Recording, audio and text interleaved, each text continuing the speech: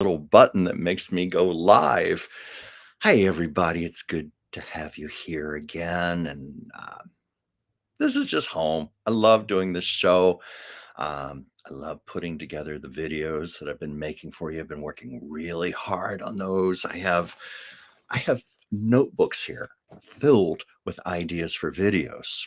Right now, it's like every potential thing is a video. I read a little article, I see something on social media, I'm reminded of an account about a particular star, and because I have so many biographies and autobiographies in my home and movie books, I'm always looking up stuff, refreshing my memory.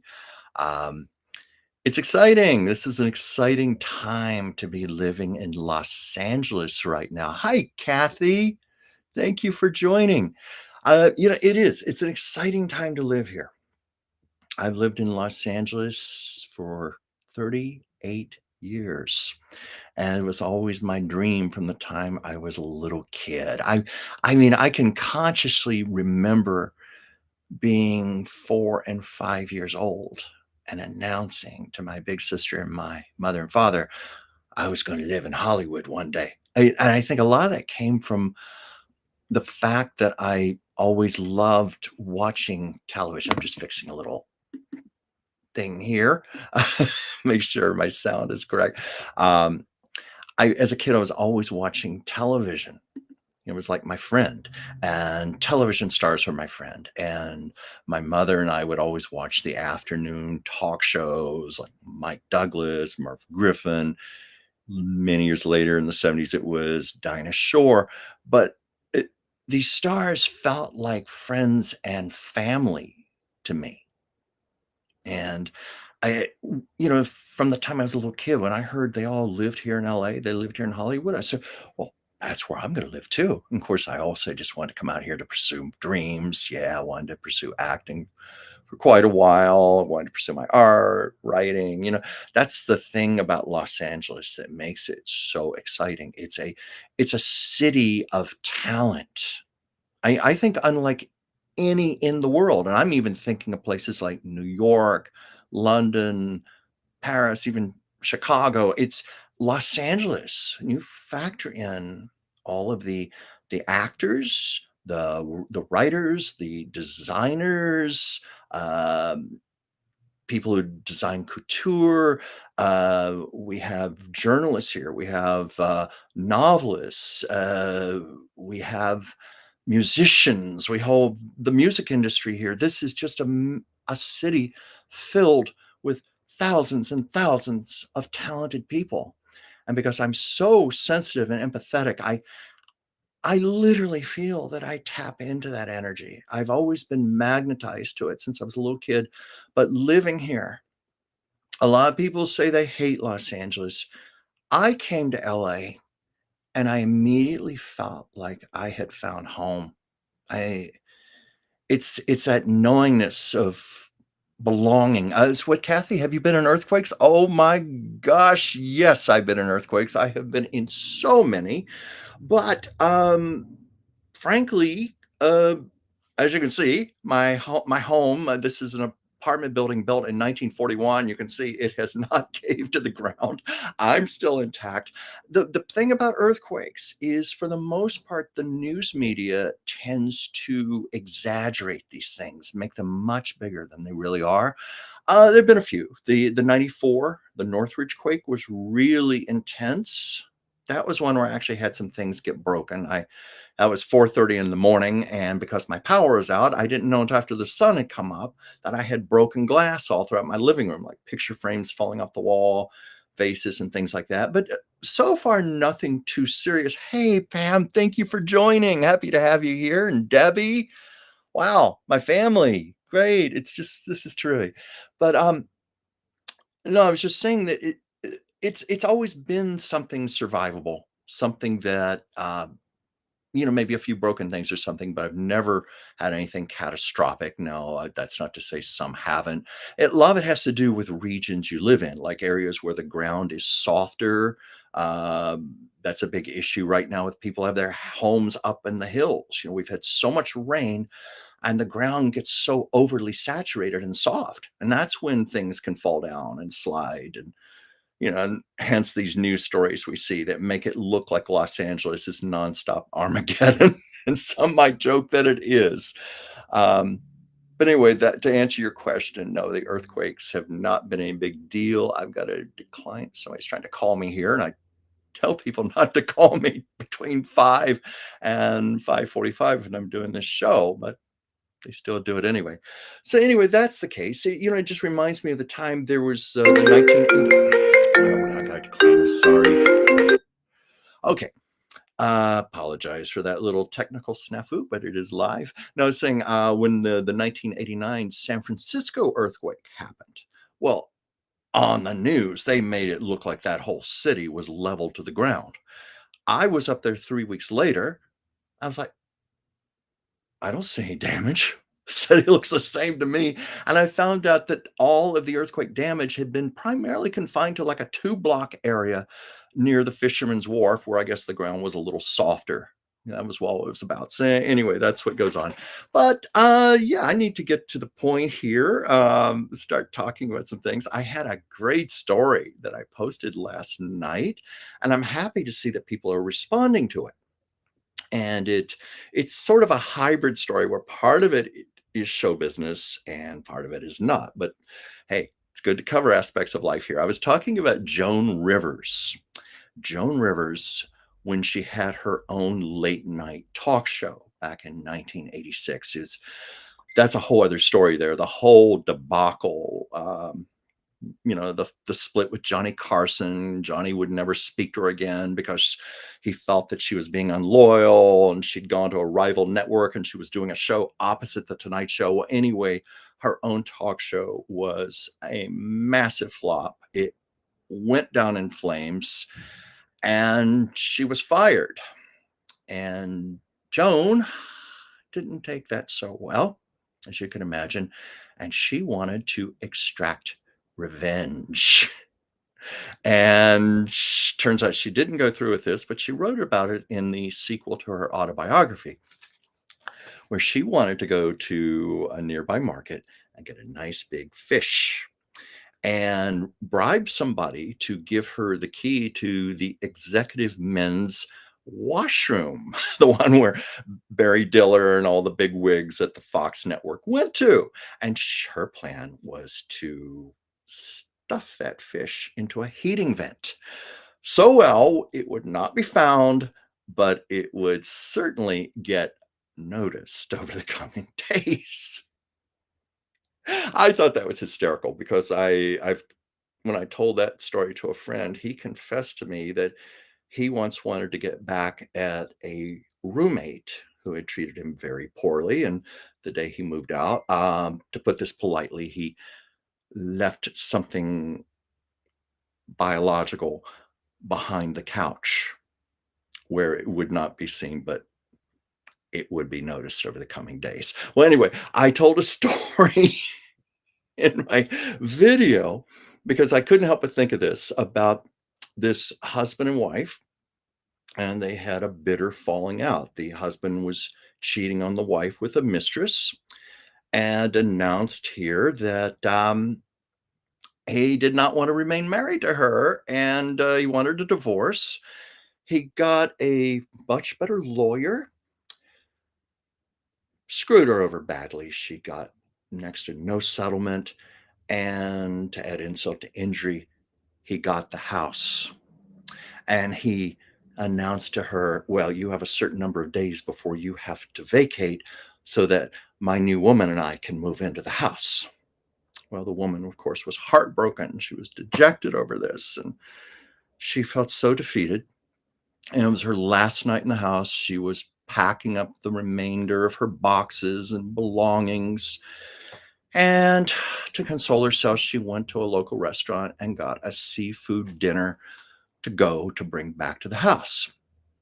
As she was sitting there eating her shellfish, her crab legs, what have you, she looked up and she had a moment of inspiration when she saw the curtain rods. And she ran over and she pulled the curtain rods down and she checked and she unscrewed the end cap. She took the seafood and started the shells, everything, and started stuffing it all into the curtain rod. I mean, just probably a whole dinner, stuffed it all in the curtain rods, screwed the cap back on, put the curtains back up over the window. The next day, she vacated the house like a good girl. She had been instructed. The man and his mistress moved into the house, and for a day or so, hey, Mike, thank you for your compliment there. They moved into the house, and for a day or so, they had some bliss. They were pretty happy, but then this this strange odor started permeating throughout the house, and they couldn't figure out where it was coming from. And then the odor just grew in intensity, and it became increasingly putrid and vile. And the man and his woman, they were getting nauseous, they were getting sick, and they were frantic, and they were looking through the house. I could not find where the source of this horrible odor was coming from. And they were getting desperate, they were frantic, and finally they reached a point. They had to get out of that house, and they had no choice but to go and buy another house. And the man called his ex-wife up and said, I've had a change of heart. I've decided I'm going to give you the house after all. And the wife was like, well, really? Well, if you insist. So over the coming days, the man and his mistress, they packed up the furniture. They had a moving van. They boxed everything up, and they were putting everything in. And then just before they pulled away, they took the curtain rods with them. I love that story. I think, not that I'm a vengeful person, but I think we all have had those times where we've wanted, shall we say, we've wanted to facilitate karma and justice. I'm just looking at some comments here. Let's see here. Um, well, feel free to comment as I talk. It is, of course, Oscar week, or the week before the Oscars here in Los Angeles. And many of you out there in the rest of the country may think, well, why is this such a big deal? Well, you have to understand the industry here, the show business industry is what Los Angeles is built on. It's primarily it's the number one source of income here. It's where many of the jobs are, thousands and thousands of jobs. And the Oscars, well, first of all, they do count as far as adding to revenue to movies if there are wins, even if there are nominations. But also, it's we're talking about something that goes back 96 years, something that it's the granddaddy of all the award shows. It's like the ultimate trophy to have. It's always been about glitz and glamour and prestige, and it's the night where the stars get to come out in all their finery as themselves, and we also get to watch them. Hey, Joyce, thank you for joining. We get to watch them compete with each other. To see who's going to beat the other nominees out. So it's a lot of fun, but a lot of preparation goes into it. I'm going to do my best to get to Hollywood this week. I live 15 minutes away. I just don't know if I'm going to make it or not because one, things I have a lot of things going on, but two, street closures. The Hollywood basically becomes paralyzed with street closures. Uh, all around, would certainly for a 2 blocks radius of Hollywood Boulevard, but it's also for security reasons, they have to close streets in surrounding areas. And many of these streets, they can't even announce where they are. Oh, wait a sec. I don't know. Something just popped in there. I'm sorry. They can't announce these street closures for security reasons because they have to keep people second guessing. So lots of preparation has to take place. This is where they have to sometimes do things like remove mailboxes, weld manhole covers shut. You know, they have to think of ways that bombers or terrorists could come in. They even have to go up on the roofs of buildings and have people with rifles on the top just in case there are any snipers around. I mean, it's that's the world we're living in right now. So a lot of preparation. That's why a lot of Hollywood does have to shut down. So I don't know if I'm going to be able to get into Hollywood this week, but I'm going to try because I'd like to shoot some videos for you, just showing what it looks like. It's quite amazing to watch how much it takes to get that red carpet ready on the sidewalk and the bleacher stands and to set up all the lights and to prepare the Dolby Theater.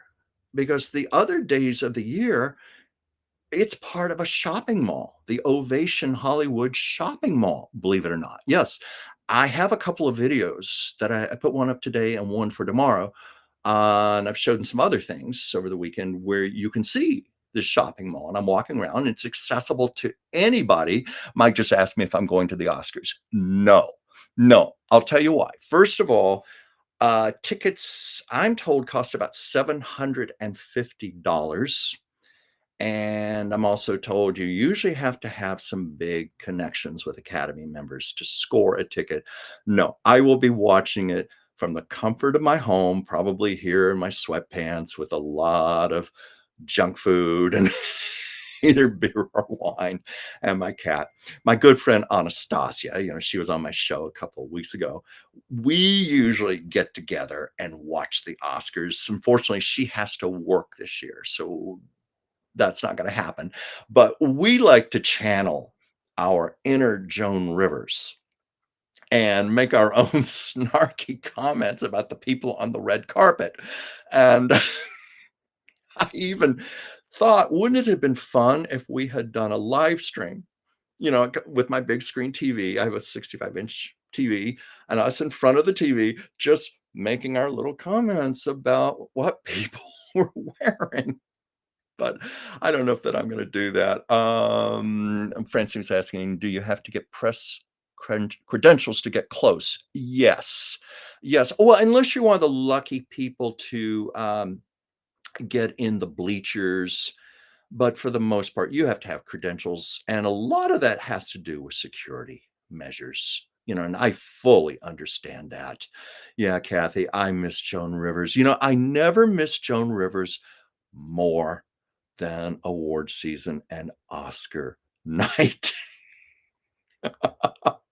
Oh my God, I just realized a little synergy here in my telling a Joan Rivers story at the beginning of the show. I wasn't even thinking about that, how it ties in with the Oscars.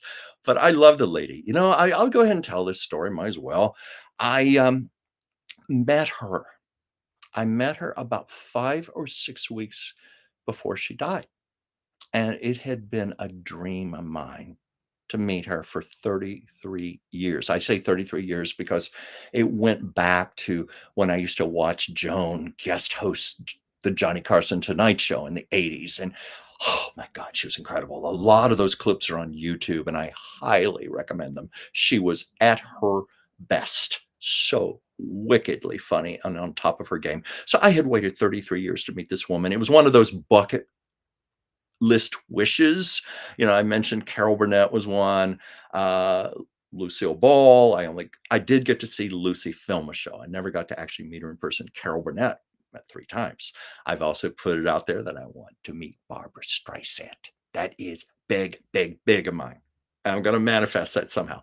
Julie Andrews, because I had a childhood crush on her. That's another one. But Joan, I had always wanted to meet her, and boy, I got lucky. I met her in just the nick of time. She would have said that herself. It was at a book signing. I remember that day. It was like 105 degrees here in Los Angeles. It was just miserable. I have a photo of myself with her. I should have thought to have gotten that to show you now. But anyway, in the picture, I'm all kind of grungy, sweaty t-shirt. I look awful. She looked wonderful, but that was the reason because we were just having this awful heat wave at the time. But I was impressed with Joan, 81 years old, and that woman had boundless energy. There were maybe 400 people there in line. And I watched her. She had it down to an art. Every single person she gave a quality and I mean a quality minute of her time too, and she was focused on that person each time, and it was genuine, it was heartfelt. It wasn't an act. This woman was very, very real. She loved her fans. She knew her fans were the reason she was where she was, and you just saw her giving back to people.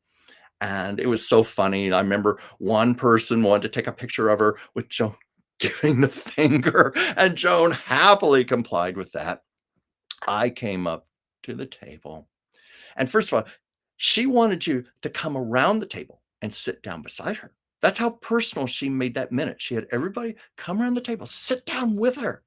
And my first thought was, because I was maybe a foot away from her, I thought she was going to look a little freaky with all the plastic surgery. I really did. And to my amazement, she was lovely and she had the most beautiful skin. Now, I'm sure she did chemical peels and stuff. She'd be the first to say she probably burned her skin off with a blowtorch, but she looked beautiful. And when she spoke to me in that voice, this voice that I had heard for years on television, to hear it for real and to me, and I just said, I've waited 33 years to meet you. This means a lot to me. She took my book. Darn, I should have had my book here. I'll have to make a video about this. I'll tell the story again. She wrote in my book, "Dear Chuck," and in big capital letters, "Finally, we meet. Love, Joan."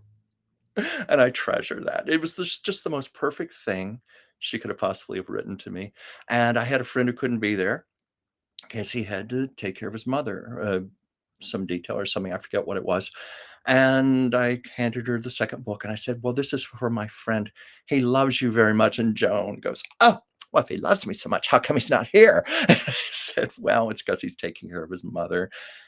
And Joan turned very soft and sweet. And she said, "No, that's a good reason. It's good to take care of your mother." That's beautiful. And I saw that side of Joan, the sarcastic side, and then I saw the very tender, sweet, genuine Joan Rivers. So, Debbie, I guess you have to wait for that apartment in the sky next year. Oh, why is that, Debbie? Anyway, that's a little private joke between us. I'm just reading the comments here. Um, anyway, that was my Joan Rivers story. I actually didn't intend to still tell that right now. Looking at the time, I better get up to speed here. Because it's Oscar week, I'm going to make a lot of videos this week, so I'll go into these stories in more detail. But you see, ever since I've been here in Los Angeles, I felt like a kid in a candy store. I all these years, I have not become jaded. I am just as excited now in 2024 as I was in 1985. And I remember the first time I saw a post-Oscar thing, and, this was when I lived in West Hollywood, and I lived just down the hill from the Sunset Strip and Holloway Drive, up where the old Spago restaurant used to be. Now, maybe a lot of you aren't familiar with that now, but back in the '80s, Spago was like capital T, capital H, capital E, the restaurant in Los Angeles. This was the watering hole. This was the place where all the stars gathered. And every year there would be a big post-Oscar party thrown by a power agent at the time named Swifty Lazar. And I don't know why it didn't occur to me the first years that I lived there, but I remember after watching the 1988 Oscars, as I recall, they finished here Pacific Coast time, I think roughly 9 o'clock. Might have been 9:30. It was roughly in that area. And a friend just said, "Hey, let's walk up the hill, stand outside Spago and watch all the stars come in." I said, "You can do that?" And he said, "Sure." So this gets back to, I forget who asked me the question about press credentials and getting close to stars. Let's see. Yeah, I was just looking at the comments here. This was a time when you could do that, and my cat is just about to jump and knock my lights over. This is Sasha. She says hello. My good time as any to say like and subscribe Sasha's channel, Sasha's Siamese Secrets. Okay, I'm gonna Try to keep her from knocking my laptop and my lights down right now. So let's see, what was I saying? Yeah, I was talking about going up the hill to Spago's, and it was a time where you could actually, this was like a little tiny street that separated you from the stars as they were walking in. So we were very close. And I had been on the sidelines for a few other things like movie premieres, and by this point, I had met a lot of celebrities, so it wasn't like that was a new experience, but it was so exciting. All the stars that I had just watched on the Oscars, just like especially the women, to see them all wearing their beautiful gowns that I had seen on television, to see what they looked like for real up close. And it was also the first time in my life I had ever seen a real Oscar, honest to God, real Oscar. Something else I had seen on television since I was a little kid, but to actually see them and see them all glistening and gold and shining and beautiful. And I remember that was the year Jodie Foster won her Best Actress Oscar. Limo pulled up. Out comes Jodie Foster holding her Oscar up and waving to everyone. It was so much fun. And I have some really bad photographs that didn't come out too well. That was, of course, long before smartphones, cell phone cameras. That was when we actually had film and cameras. And sometimes you got some crappy pictures that you had to send off to be developed. So those didn't come out so well. But it was just thrilled to see Jodie Foster with her Oscar. And, it really brought it home for me. And over the years, I would go up there other times. It was an annual event. As long as that party went on, I would always leave my little apartment as soon as the Oscars were over, go up the hill and start waiting for the big stars to come in. And many had already arrived beforehand because they would have televisions in there, and a lot of stars would watch the awards show while waiting for the big people to start arriving, the people from the Oscars. But let's see here. Jodie Foster, I saw.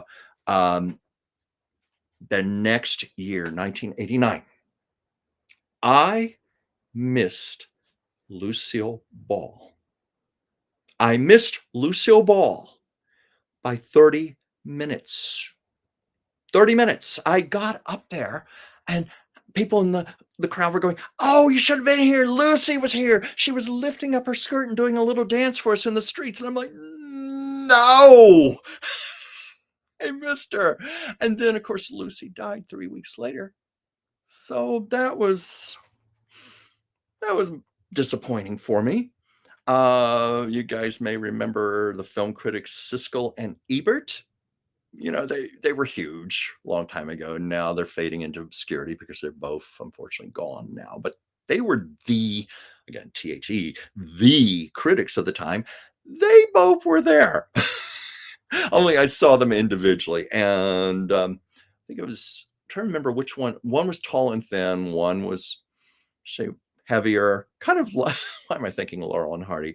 It was the one who was taller and thinner. Was that Gene Siskel, I think? Somebody yelled out, "Hey, where's your partner?" And he yelled back, "He's at McDonald's." A little good natured jab. And it was also, I think, was it 89 or 90? Getting this mixed up.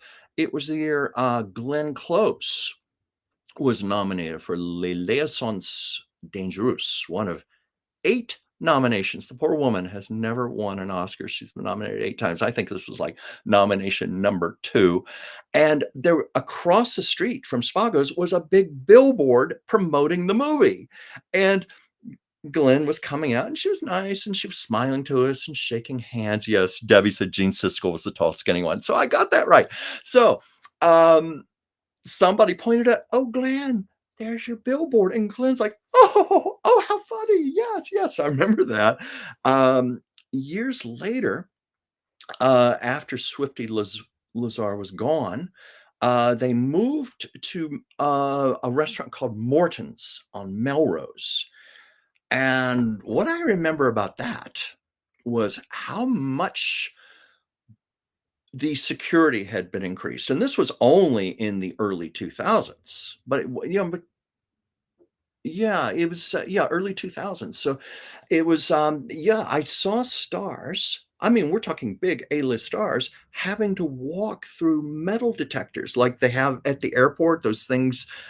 Every person had to walk through a metal detector. It didn't matter who you were. I thought, "Oh, yeah, great, yeah, John Travolta is gonna be packing a pistol or something." No, I mean, it was unbelievable to see that, and I think that was the year, WS wasn't Morton mob owned? I don't know.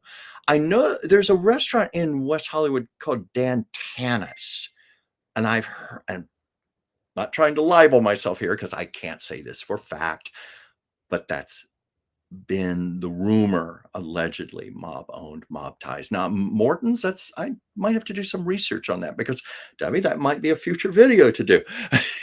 I know the building is, I think the building is still there. It's not Morton's anymore, but, and I went there several years to watch the stars walking in. And oddly enough, for all the security, I was much closer to the stars because they had to wait in a long line to get through the security, and for that reason, I'd be like a foot away from people like Tom Hanks and, oh my god, who am I thinking of? Oh, yeah, Charlize Theron, who had won the Best Actress Oscar that year. The woman had her Oscar in her hand, and we were, like, this close. And she won for a movie called Monster, and I thought she was just brilliant, and that was a richly deserved Oscar. So I just said, "I thought you were brilliant in the movie, and I'm so happy for you that you won." And I remember Charlize was and just turned away like she didn't even hear me, and I know damn well she did. Now, I have to be fair. Sure, she had more important things to think about and tend to than addressing me and my little comment, but I think, could have at least just smiled and acknowledged me. Anyway, that's my memory of Charlize Theron and The Line and the Stars. And oh yeah, I remember seeing people like Helen Mirren, Peter O'Toole, Nicole Kidman, and Hathaway. Oh yeah, it's Kid in a Candy Store. That's me. I'm gonna try to make some videos about this during the week and talking about this more. Um, Okay, gone past my half hour here, but I'm gonna keep talking. Uh, this seems to be my norm. I think my half hour is like my little security blanket.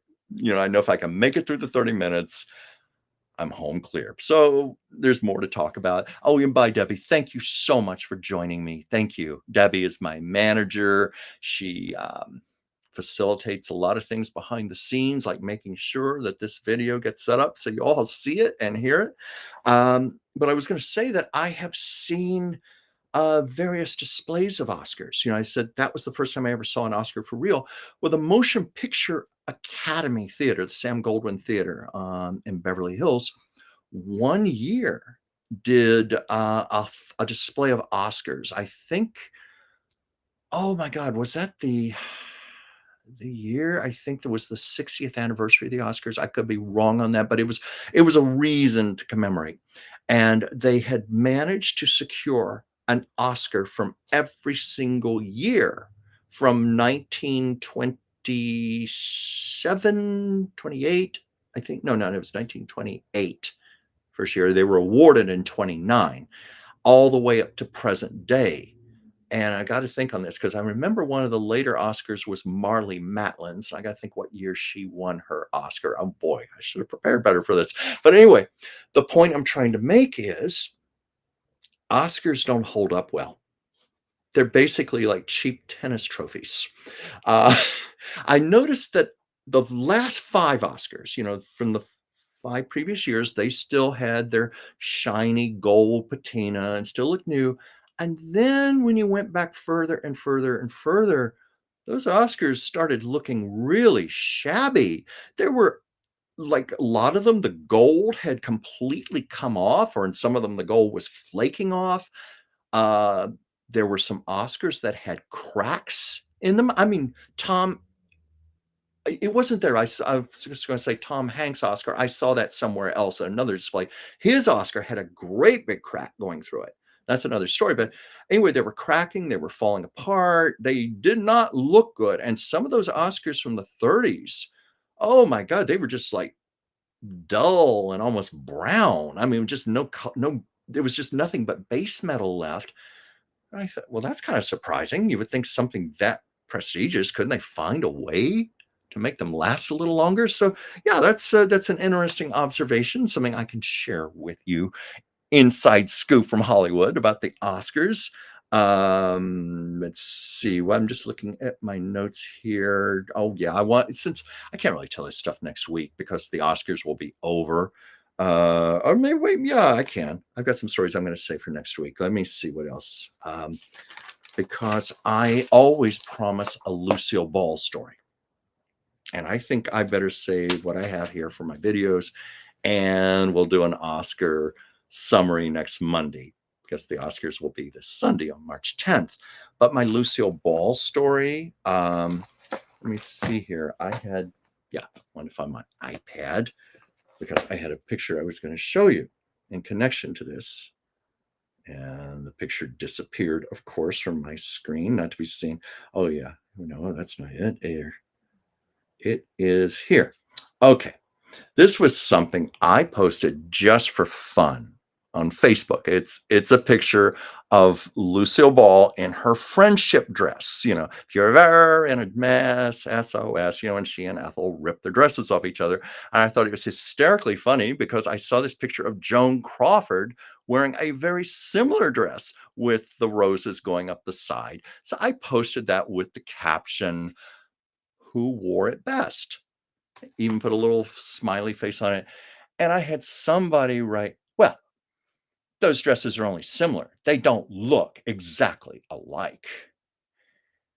And I just wrote back, "Sir, I was making a joke. I was being facetious." Sometimes it surprises me when people don't get things like that. But anyway, my point for showing this is the friendship dress.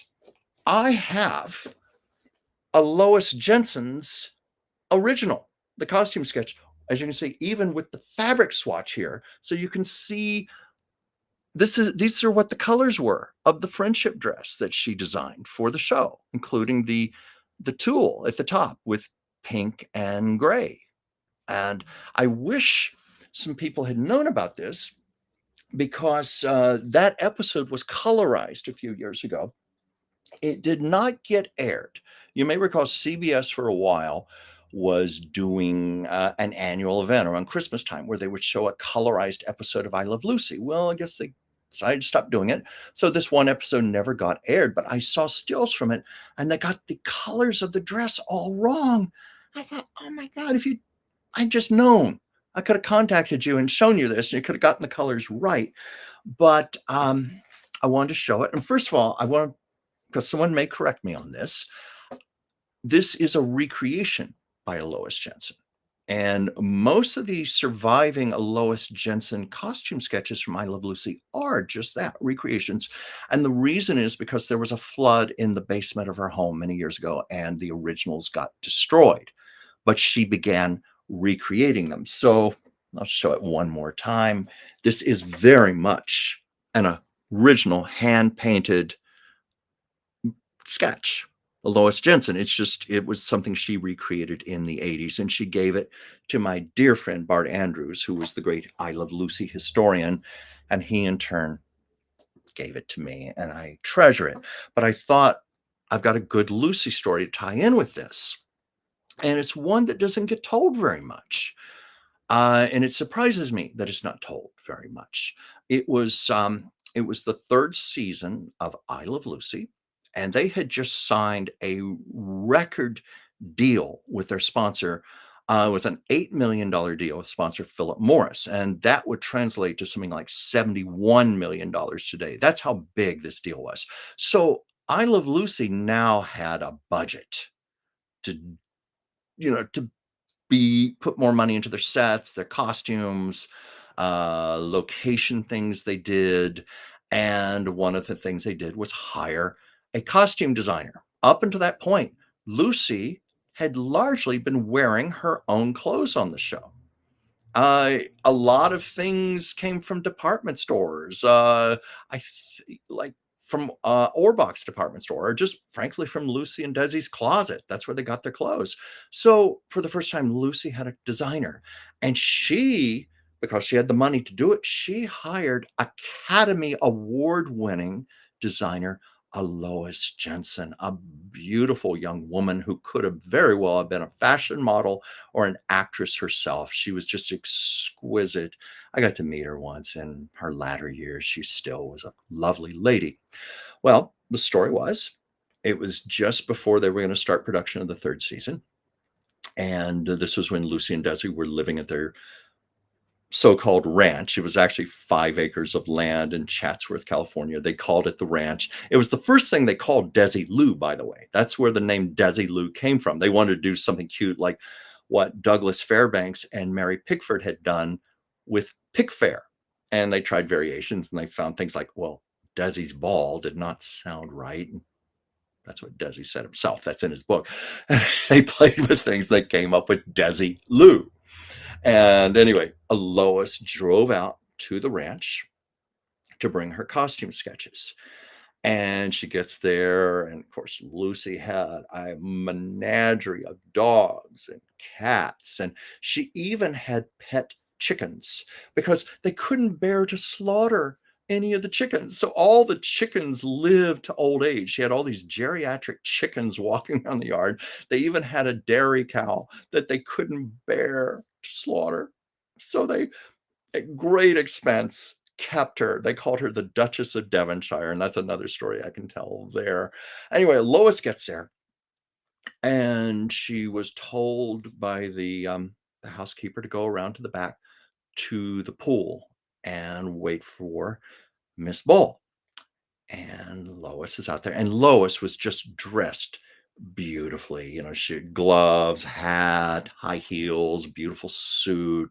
That's just who she was as a dress designer. She just loved couture. Anyway, she was dressed to the nines, and apparently Lucy was not. Lucy, I think, was wearing a house coat and had a bambushka scarf over her head and smoking her cigarette. But she warmly greeted Lois, and we started going over the costume sketches, and Lucy was explaining things to her like, well, I want to make certain that Lucy Ricardo always dresses within her income. We don't want to get too fancy, too highfalutin. And Lucy, as I'm sure any I Love Lucy fan knows, Lucy was a stickler about wearing the same things over and over again because she felt that was realistic and it was honest. It's one of the things we love about I Love Lucy. It was honest, basic like that. There was a lot of little truths there. So anyway, she emphasized that to a Lois, that she did not want anything that was too high fashion, too high couture, but she wanted her character to be well dressed. And as they were going over these, Lucy looked up and she saw her little daughter floating face down in the swimming pool, little 2-year old Lucy Arnaz. And Lucy just, according to the count, she was so scared. She was frozen in place. She literally paralyzed.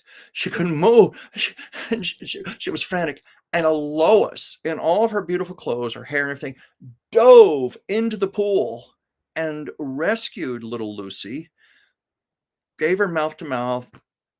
She was okay. Little Lucy Arnaz was okay. They got her in time.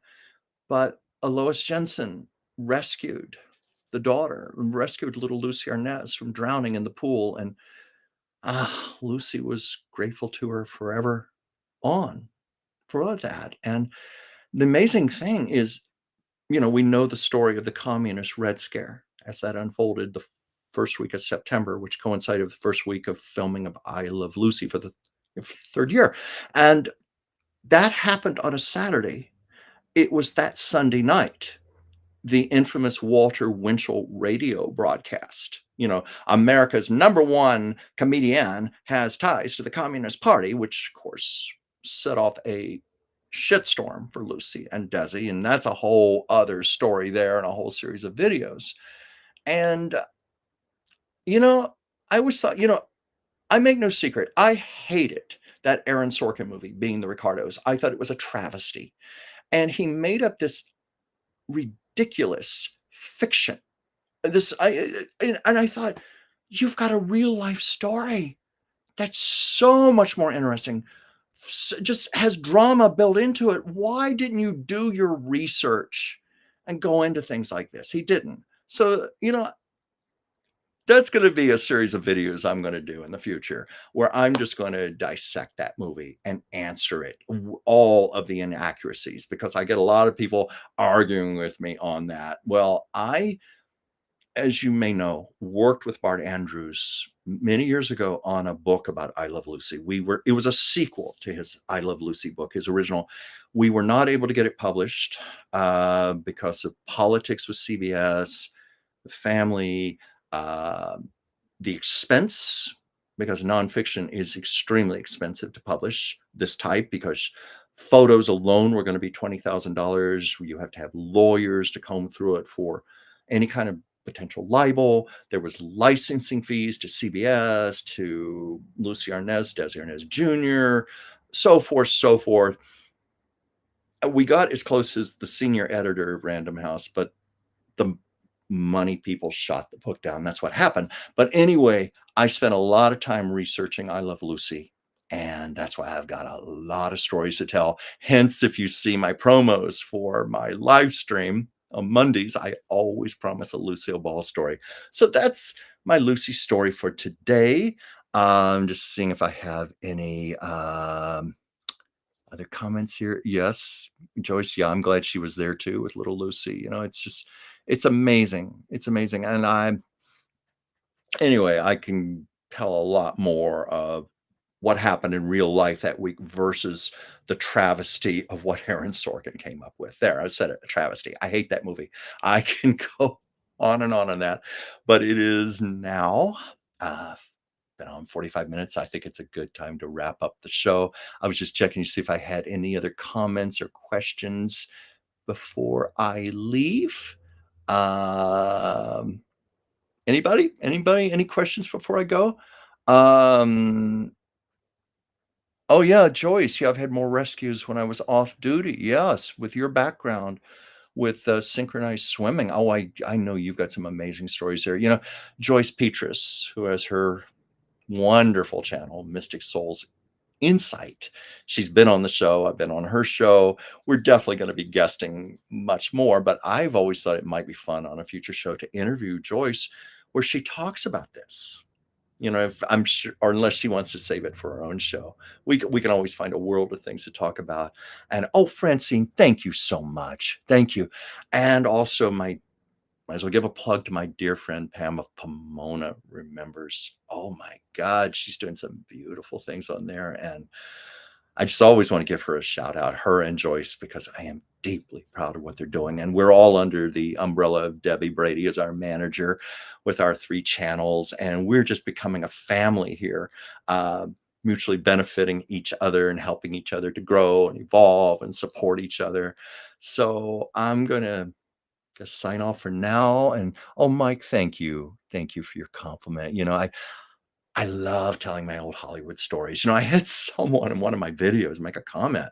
It was about Hattie McDaniel and Betty Davis, and I don't know if they were kidding me or what, but the comment was, "Wow, you certainly keep your channel up to date." And of course, they put a smiley face on there. But yeah, I realize I'm telling some old stories about old stars, old Hollywood, but I still look at it. It's always human interest. It's still fascinating, even when put in today's perspective. And a lot of us do still love these good old stars. That's why I like to do it. Plus, it's just what I know. It's me. It's my passion, and that's what I base a lot of this on. And let me see here, Mystic Soul. I would love. Oh, Joyce said I would love to have you interview me about my life in aquatics. Okay, Joyce, we shall do it. We shall do it. You're on. I don't know if next week, because I'm probably gonna have to talk about the Oscars and everything, but I want to give you the time you need, but I would be honored to have you on the show. And we will talk about that, because you are a fascinating lady, and Pam is too, and Debbie is. I should have Debbie, our manager, on the show sometime. Hey, that's an idea for Pam and Joyce and I. She should be a guest star. Anyway, I'm going to sign out for now, because I've now gone to the 50-minute point. That's how much fun I'm having with all of you. Thank you so much. Oh, yes. please like and subscribe my channel, Chuck's Captivating Chronicles. I'll see you next Monday.